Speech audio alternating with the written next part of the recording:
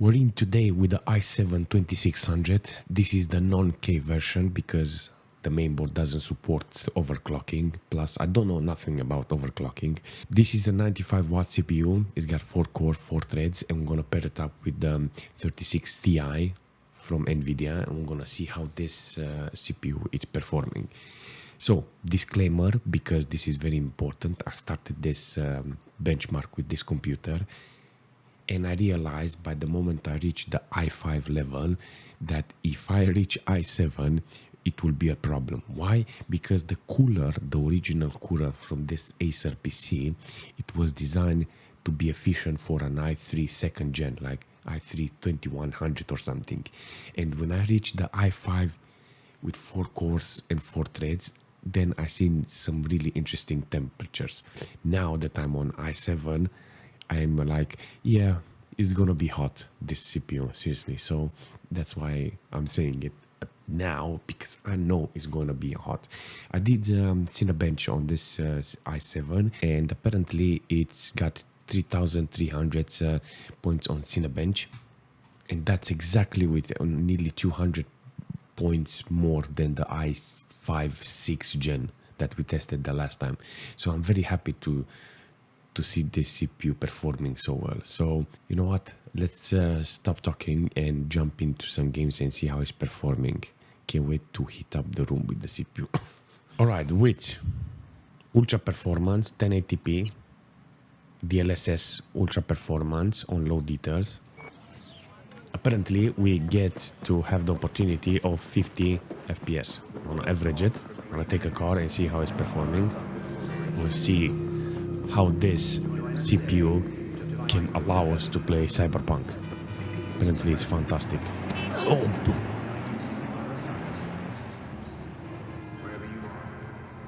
I have a great opportunity now to use this i7 with an RTX 3060 Ti to play some Cyberpunk and averaging around 40 FPS. In the car it's very hard, you understand, because you're moving so fast. Apparently the FPS are lower. For instance, if you stop and walk and actually do missions like this, you'll have a higher FPS. For instance, I think it will reach 40 FPS now. But I'm guessing because the crowd density is high, you get this amount of FPS. You can adjust it. You put it low crowd density, lower details, maybe put some balanced details, and that's it. But the i7 second gen actually does the job with the RTX. Gives you 40 FPS on average, but only 10 minimals and 22 on 1%. Like I said, the temperature on the CPU, you can actually see it because of the cooler. You know, I seen it in Cinebench and it was reaching 82 degrees. So hence why I got like 79, 80 or stuff like that. It's doing a fantastic job, this i7 second gen in Cyberpunk. Gives you a minimal entry for gaming. Seriously, you can literally take an RTX and throw it to this CPU and be prepared that in the future, if you want to upgrade, you will have the opportunity. Now on second gen, you don't have any more room, only if you get the i7 26K and overclock it. But at this stage, it's, in my opinion, it's not worth it. You can stop here. You can literally stop here with this. So yeah, Cyberpunk, awesome. Okay, let's test GTA 5. I want to see how this game is performing. Let's jump in and see how it's running online. First off, let's see what settings I have. DirectX 10, 1080p. I think it's with low details. FXA, just to, because it's got like edges and it helps with the anti-aliasing. And yeah, let's jump in. Advanced graphics. Oh, frame scale off. Oh yeah, on the best 1080p. Apparently we get to play GTA 5 online with 45 FPS on average. Now this is the main road. I like this main road because it just puts a little load on the CPU. Now I got like 46 watts considering this CPU, it's 95 watts maximum TDP. I'm guessing it doesn't reach, how should I say, it doesn't reach maximum TDP, but it stays around what, 60-70%, 60-70 watts or something. That's the maximum. So let me take this car, get $15,000 easy. I'm gonna see how this is performing. 71 degrees on the CPU, it's quite ideal for the CPU because I know that it was maximum 82 when it was testing with Cinebench, and hopefully it doesn't reach that temperature. I mean, in some games it will reach if it's on 100% load, you know. So at this stage the GPU doesn't help it with nothing when it comes to the FPS. Apparently it stays under 10% load, so the RTX is not justifiable in GTA 5. In other games there is, because it helps you with DLSS like it was in Cyberpunk. So yes, I do appreciate a good GPU. Let's sell this car. Whenever you're considering about an i7 second gen, I mean, if you're interested to find one CPU like this, it will be very, very awesome to have it because it's still capable. Now, can I recommend an RTX video card with this? No. But I do love how the CPU is working. I do love the performance from this CPU, you know, and I do love the whole class, the whole series from this second gen. There's a lot of potential with this type of CPU. On average, apparently, we get some decent FPS. I'm not gonna lie, it's not the best, it's not the greatest, but it does the job. And I like it, seriously. I like how it's performing, this i7 6th gen in GTA 5 Online. So my point of view is that, yeah, it's worth it. All right, we're in War Thunder. We have maximum details, I think. Yes, we're in War Thunder with maximum details, and there is a DLSS option just in case we want to use it. Now, wait to see the averages because it looks very promising. The game will perform really nice on the CPU, and hopefully we get to make it proud, seriously. All right. I see some nice averages here. Right, we did manage to get some nice averages here. 20 on minimals and 61 on 1%. Even the GPU is performing really nice now. The fan is on the GPU, it's on automatic. It's 70 degrees, but it's on 40% load. So hence why it's on that temperature. I didn't set up with higher speed, but I'm guessing this is enough. On the CPU side, it's doing a fantastic job considering it's nearly 50 watts. So on 50 watts with, I should say like 40-60% load, is doing a fantastic job and is delivering us 94 FPS. I like it. 50-60 watts, 60 watts consumption on the CPU. It's okay. It's okay. I like it. I like how the CPU is performing. Oh.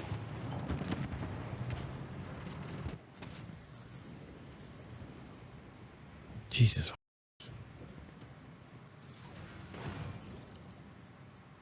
Oh, scared me.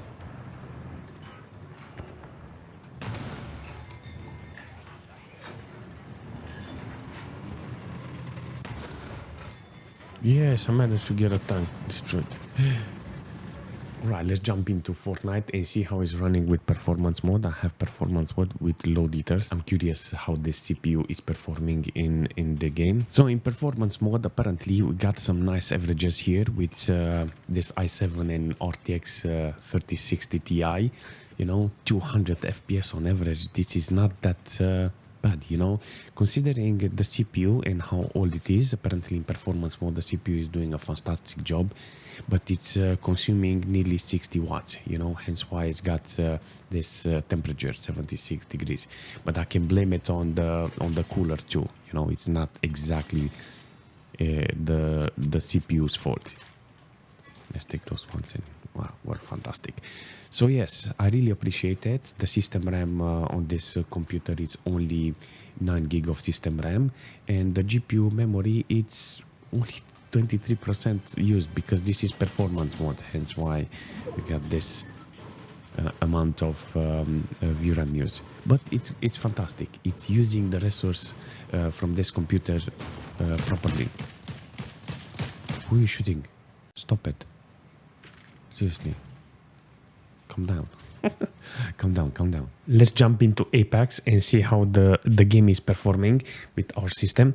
I'm going to put it on 1080p. Adaptive FPS target will be 100 and everything will be on low. Even though I have the RTX in the PC, I want to see how much is the CPU is pulling. How much weight is it pulling?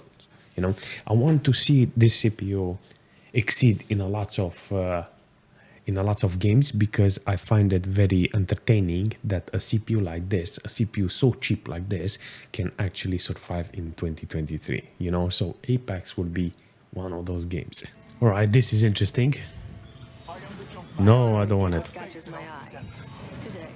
Every time I go somewhere, I fuck people leave. Leave it. I don't care. I just want to see my performance. Seriously, 70 in the air. This is actually fantastic. You know, I'm not gonna lie. 70 FPS on average is kind of good with the system. 18 and 40 on minimal and 1%. They don't represent the FPS, the good FPS, because I'm still in the air. 80 degrees on the CPU is good. Maximum cores. Nearly 9 gig, 8.4 gig of system RAM. It's ideal, but the VRAM it's not loaded.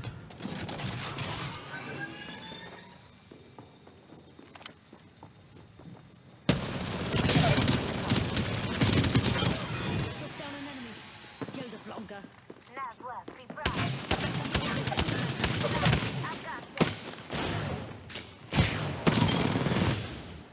71 degrees on the GPU is because the fan on the video card is put on automatic. You know, the VRAM is not fully loaded. It's got only 32%. That is for the full amount of VRAM this video card has. Because in order to get more VRAM usage, I have to put more details, you know, texture and stuff like that. I don't want that, you know. It's okay like this. I'm going for high efficiency, you know, for high frame rate, low frame time, something like this. The minimals and the 1% needs to be like over, you know, like in this case, 56 with 81. 56 minimals. Please, I want it all day. I want more games like this. Like I said, it's a fantastic opportunity to have a CPU like this. I'm grateful. I'm happy. How should I say? It's like I want to see maybe in the future a better system for this CPU. I don't know how the K version is, but I'm guessing is the one that is for overclocking. All right, let's see how Harry Plonker is working. Apparently, we're gonna have some fun with the system. NVIDIA DLSS. Let's put it on auto. This is most important thing on. VSync off. I'm gonna see the maximum specs uncapped. Field of view. Let's disable.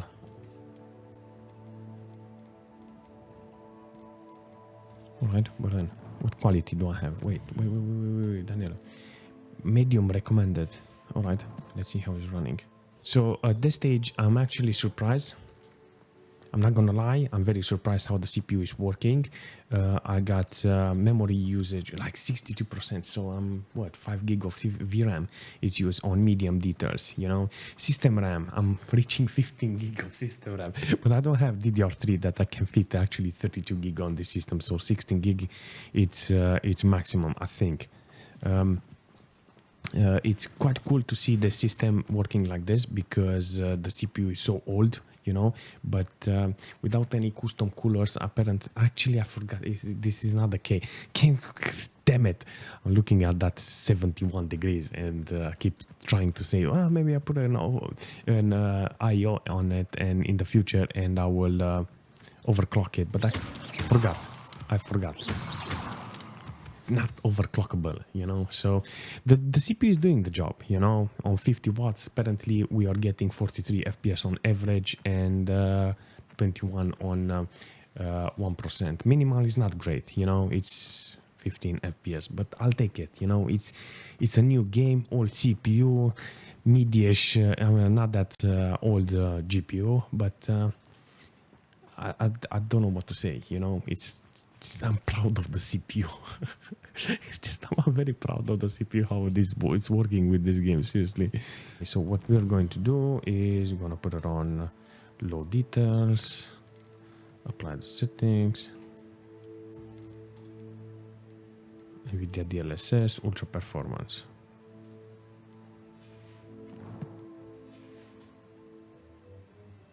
How much? Do we get the performance we want?